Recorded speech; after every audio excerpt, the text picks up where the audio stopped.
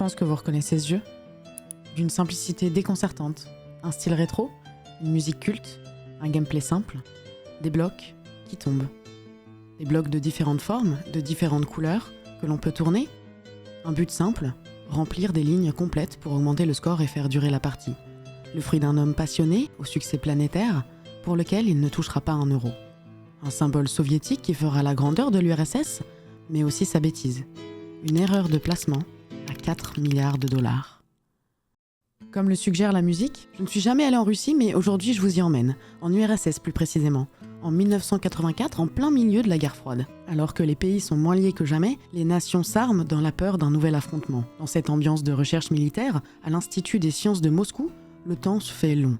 On s'y ennuie. Et celui qui s'y ennuie le plus, c'est Alexei Pajitnov. À 29 ans, c'est un brillant mathématicien, mais aussi un grand fan de jeux, comme Pac-Man, fraîchement sorti, ou bien plus sobrement Pentaminos, où l'on place des pièces de 5 blocs afin de résoudre un casse-tête. Il n'y a pas TikTok ou Twitter pour scroller, et Alexei s'ennuie.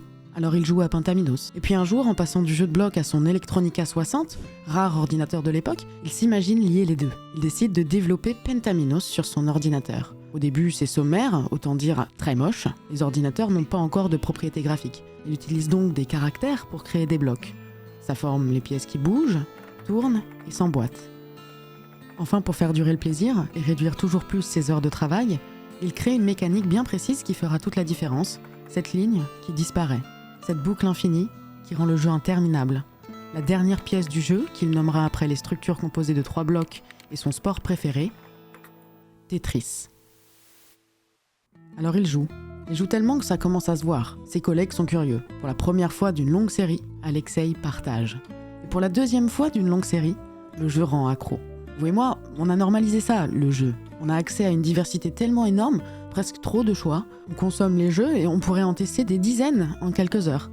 Mais à cette époque, c'est un loisir, un sentiment nouveau. Imaginez que vous jouez pour la première fois de votre vie à un jeu vidéo. En pleine crise politique et économique, on joue, on s'amuse, et le jeu se propage. De bureau en bureau, on y joue tellement que ça se voit. Tetris est tellement génial qu'il devient un problème. Même si aux États-Unis et en Europe, on en voit arriver, en URSS, personne n'a d'ordinateur personnel, et si on veut jouer à Tetris, c'est ironiquement uniquement au travail. Comme vous pouvez l'imaginer, la productivité diminue au sein des entreprises, si bien que l'État décide d'y mettre un terme. Ils installent un spyware sur tous les ordinateurs du gouvernement afin de corrompre le jeu et son disque externe à la seconde où il est lancé. La fin de Tetris alors ? Un phénomène qui restera une épidémie passagère ? Non, Alexei ne le laissera pas s'éteindre.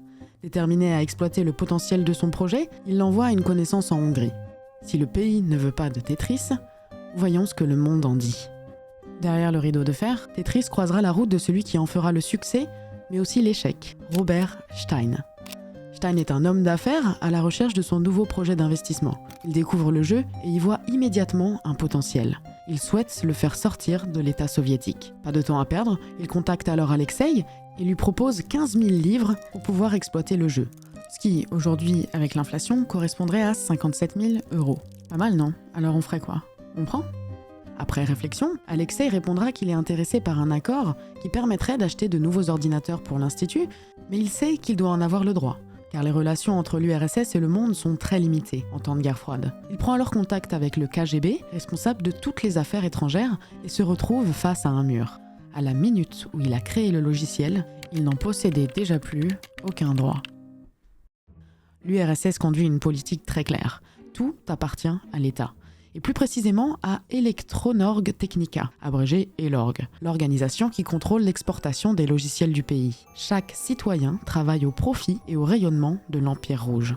Il n'est pas question de propriété personnelle, tout est à tous et surtout, tout est à l'État. Pour la deuxième fois, la propagation de Tetris ne se fera pas. Du moins, pas seul.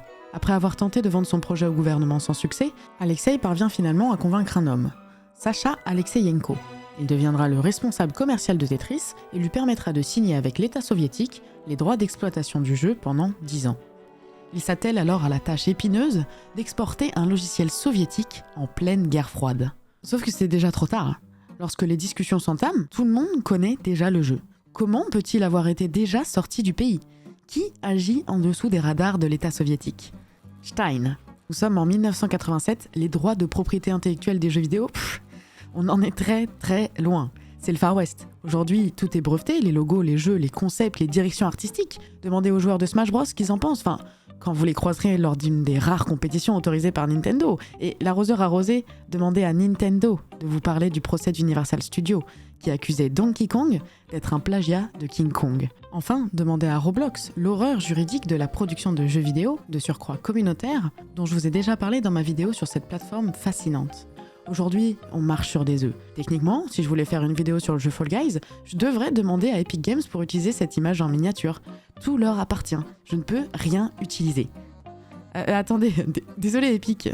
Alors qu'à l'époque, il suffisait juste d'avoir une copie par exemple, récupérée en Hongrie, et de rester très vague sur le droit d'exploitation. Sur un malentendu, ça passe, littéralement. Stein nage en plein flou juridique et cède les droits qu'il ne possède pas à Mirrorsoft, qui vendra 100 000 exemplaires l'année de la sortie du jeu en 1987 au Royaume-Uni. 100 000 ventes à 9,95 livres, soit déjà 3,5 millions d'euros actuels, et 0 rouble pour Alexei et l'URSS. De quoi s'en mordre les droits. Vous l'avez ? Et ça s'arrête pas là. À son tour et conjointement avec Stein, Mirrorsoft signe une cession de droits avec Spectrum Holobyte qui vendra Tetris aux États-Unis. Je sais pas si vous vous rendez compte, mais c'est un véritable marché noir que Stein organise sans que personne n'en soit au courant. Il prétend avoir l'accord d'Alexei et devient ainsi le plus gros distributeur du jeu dans l'illégalité la plus totale. D'un coup, Tetris devient important. L'URSS, d'une part, y voit un énorme manque à gagner monétaire dans une période financière très précaire, mais aussi un manque de contrôle évident du rayonnement d'un produit à succès du régime. Bon, ça devient trop gros, il faut pas abuser des bonnes choses et jouer avec le feu. Stein est convoqué à Moscou pour régulariser sa situation et venir négocier auprès de l'URSS. Il convient d'un droit d'exploitation pendant 10 ans des droits de Tetris sur ordinateur, contre une partie des revenus générés. Stein s'empresse alors de vendre ses droits à Atari, avec lequel il était déjà secrètement en négociation. Car de l'autre côté, les éditeurs s'agitent. Tout le monde vient à Moscou pour négocier. Parmi les négociateurs, Hank Rogers, qui représente Nintendo. Les propositions fusent, le marché des consoles est en plein essor. Avoir le meilleur jeu est capital pour vendre ces technologies coûteuses. Et pour Nintendo, Tetris ne peut pas mieux tomber. La firme japonaise relève ses manches et s'aventure férocement dans les négociations. Alexei voit en Hank Rogers un passionné de jeu plus qu'un businessman.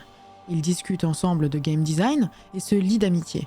Alexei demandera à ce que Nintendo soit préféré à Atari, allant contre les considérations purement financières et refusant une offre très généreuse d'Atari. Les Lorg et Nintendo s'entendent sur un droit d'utilisation du jeu sur console pour 500 000 $ et 50 centimes par cartouche vendue. Atari comprend qu'il vient de perdre un deal beaucoup trop important. Le papa de Pong ne veut pas risquer de se faire dépasser par son plus grand concurrent. Dans un dernier espoir, l'Américain intente un procès contre Nintendo. Alors que Tetris dépasse des records sur NES, Atari reproche à cette console d'être en fait un ordinateur. Pourquoi ? Car la capacité de la console à être branchée à un écran en ferait un ordinateur. La plainte est refusée, Nintendo exploitera toujours Tetris sur NES et continuera son ascension fulgurante à travers sa nouvelle console sortie la même année, celle qui, accompagnée de sa cartouche fraîchement acquise, explosera les records de vente, la Game Boy. Le bundle Game Boy et son jeu Tetris, From Russia with Fun, sera vendu à 35 millions d'exemplaires pour 90 $. Je reformule, 3 150 millions de dollars de ventes, dont 17 500 000 pour l'URSS. Loin de moi l'idée de nier le succès de la Game Boy, mais une part discutable, n'est-ce pas ? C'est dans cette version du jeu qu'on entendra pour la première fois la musique Kuro Beineki, ou plutôt son remix par le compositeur japonais Hirokazu Tanaka.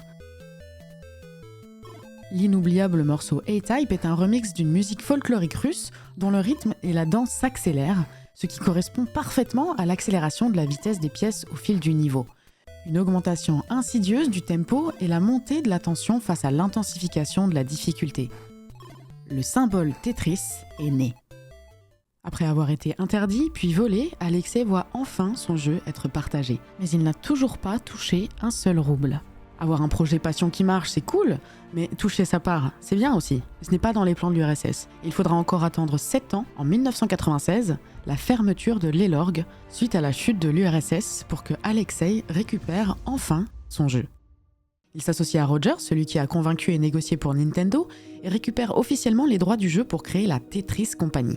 Depuis, ils vivent très gracieusement. Ça aura mis du temps, mais la longévité de Tetris est sans pareil. Il détient même le Guinness World Record du jeu le plus porté, en gros disponible sur le plus de plateformes jusqu'aux avions. Mais en plus d'être disponible sur 70 supports, il est également proposé sous différentes variantes qui le modernisent et lui apportent des spécificités, qui le font passer au niveau supérieur. Et là, préparez-vous parce que en faisant mes recherches sur ce sujet, j'aurais jamais imaginé être aussi admirative de ce que Tetris est devenu. La version la plus fidèle à l'original est Classic Tetris, sur laquelle se jouent les championnats du monde. En 2024, les meilleurs joueurs de Tetris s'affrontent avec une touche de tradition sur NES. Et va des rétros, les 24 pouces 144 Hz, ici ça joue sur du bon vieux cathodique. Alors, c'est le même support qu'à l'époque, mais le niveau de jeu, lui, a bien évolué.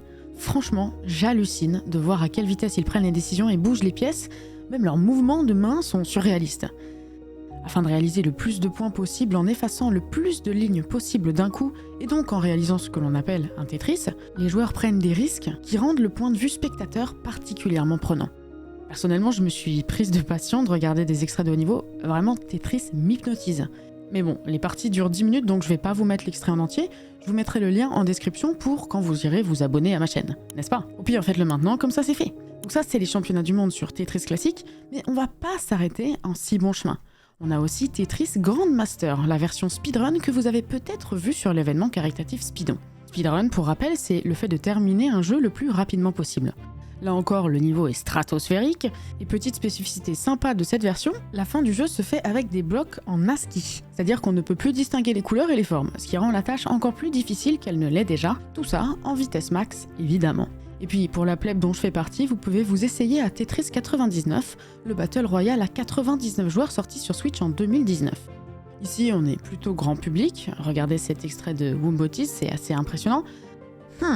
C'est pas de chance, j'ai dû choisir le mauvais extrait, il est déjà en train de perdre. Attendez, je vais chercher un autre extrait. Non, je déconne. Pardonne-moi d'avoir douté, tu es juste le GOAT. Là encore, je vous laisserai voir l'extrait entier de 10 minutes par vous-même, mais petit indice, la win streak de 18 n'est pas là pour rien. Franchement, comment ne pas admirer un tel niveau de rapidité d'exécution? De très rares erreurs pour lesquelles on se demande toujours comment il serait possible de les rattraper, pour finalement se retrouver en un clignement d'œil dans la situation parfaite initiale. Tetris aujourd'hui, c'est plus de 200 variations qui s'adaptent aux typologies de joueurs, mais dont le principe cœur reste la même recette miracle. Un psychologue russe soulignait la force du jeu, une suite de décisions inachevées, l'envie de toujours rattraper ses erreurs et la frustration d'un jeu qui ne se gagne jamais. Un jeu haletant, sans temps mort, où chaque 3 secondes, une mauvaise décision peut entraîner une suite d'erreurs, une pression montante, l'absence de solution et l'impression qu'on était à une décision de faire mieux. Tiens, j'ai même envie de me faire une partie. Pas vous? C'est fou comme c'est addictif. Et puis il y a des techniques. Easy to learn, difficult to master.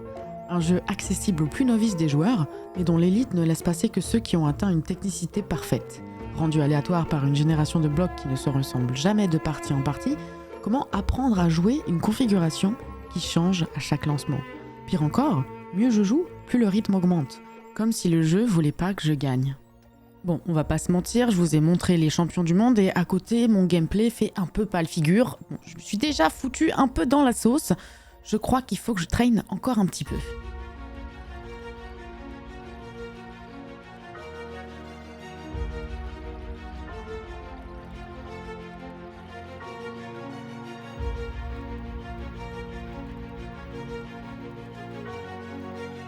Je crois que j'ai un peu trop joué, je commence à voir des pièces de partout. J'ai envie que mes courses s'emboîtent, les immeubles, toutes les formes me ramènent à Tetris. Je crois que je suis malade. Je suis allée chez le médecin ce matin. Je crois que le jeu me monte à la tête. Il y avait déjà cette manie de vouloir tout ranger, mais en plus en m'endormant, j'avais des pièces qui tombaient sur la périphérie de mon champ de vision. Apparemment c'est rare, mais pas sans précédent. En fait, ça fait même des années que ça existe. Du coup, il m'a expliqué ce qui se passe. Il m'a dit que certains jeux sont tellement immersifs qu'ils dépassent l'écran et nous accompagnent au-delà du virtuel. Qu'en reproduisant frénétiquement les mécaniques du jeu, j'ai interféré avec mon quotidien. J'ai créé un trouble obsessionnel compulsif, comme si mon cerveau avait pas compris que je quittais le jeu, comme s'il jouait toujours. Ça peut arriver à n'importe qui, à partir du moment où on fait des tâches répétitives. Si tu laisses ton cerveau divaguer un peu, il reprend sa routine machinalement. Alors je lui ai demandé « Est-ce que ça va partir ? Est-ce que je dois arrêter le jeu ?» Il m'a répondu « Est-ce que tu le veux ?» Il m'a raconté ces gens qui utilisent Tetris comme thérapie. Ceux qui, après un événement traumatique comme la mort d'un proche, un accident, une déception, expérimentait des flashbacks qui les hantaient, des images néfastes, du stress post-traumatique qui était remplacé par des blocs, qui tournent et qui tombent. Des joueurs qui se remplissaient le cerveau de tout sauf du négatif, qui jouaient pour se détendre et qui s'endormaient enfin, paisiblement. Il m'a même raconté ces amnésiques qui ont joué des heures durant et redécouvraient continuellement le jeu, qu'ils oubliaient. Puis ils partaient dormir et un chercheur les réveillait. Lorsqu'on leur demandait « Tu as rêvé de quoi ?» Ils disaient « Des images qui tournent sur elles-mêmes. Je ne sais pas d'où elles viennent, j'aimerais m'en souvenir, mais elles ressemblaient à des blocs. » Absurde, non ? La seule chose persistante dans la mémoire défaillante de ces amnésiques, c'était Tetris.